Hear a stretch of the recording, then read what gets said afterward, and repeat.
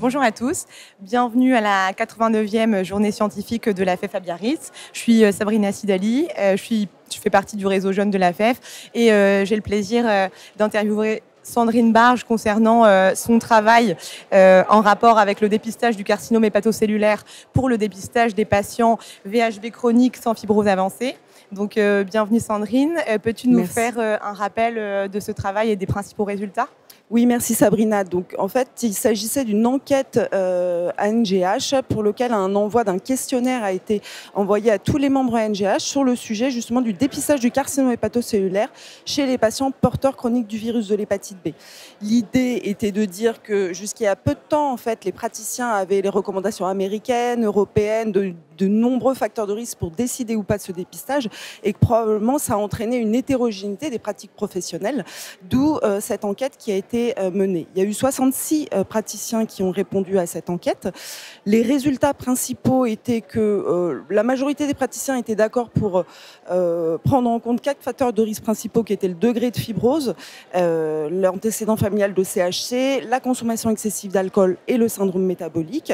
Tous les praticiens étaient unanimes pour proposer un dépistage semestriel du CHC en cas de fibrose avancée. Et dans le reste, en fait, il existait effectivement une grande hétérogénéité.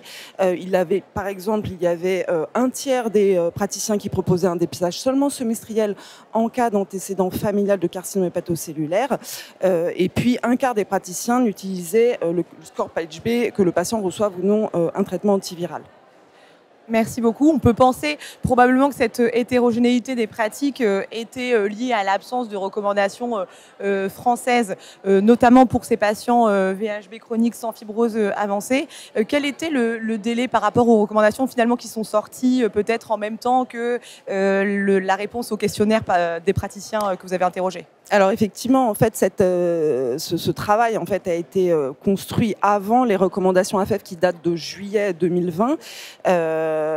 Donc il n'y avait pas ces données-là à ce moment-là, mais l'enquête a été menée en décembre pendant 15 jours de l'envoi de ce questionnaire. Et donc effectivement, quelques mois après les recommandations françaises sur le sujet. Maintenant qu'on a ces recommandations, c'est vrai qu'on pourrait penser qu'on devrait tous, pour un dépistage de cancer, vraiment bien homogénéiser nos pratiques. Est-ce que tu pourrais nous faire un bref rappel de ces recommandations et qu'on va essayer aussi par la suite de bien diffuser à l'ensemble des praticiens de centres hospitaliers généraux et de CHU ?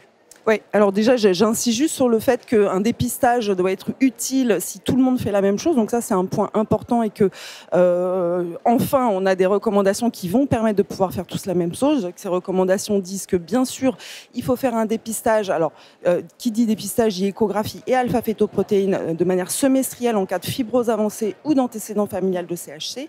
Et puis, dans les autres situations, en fait, il faut faire le calcul du score PHB, que le patient reçoive ou non un traitement, avec l'intérêt nul ou quasi nul de faire un dépistage, de proposer un dépistage quand ce score est strictement inférieur à 10, avec un score d'un risque de survenue de CHC qui est quasiment nul en fait à 5 ans.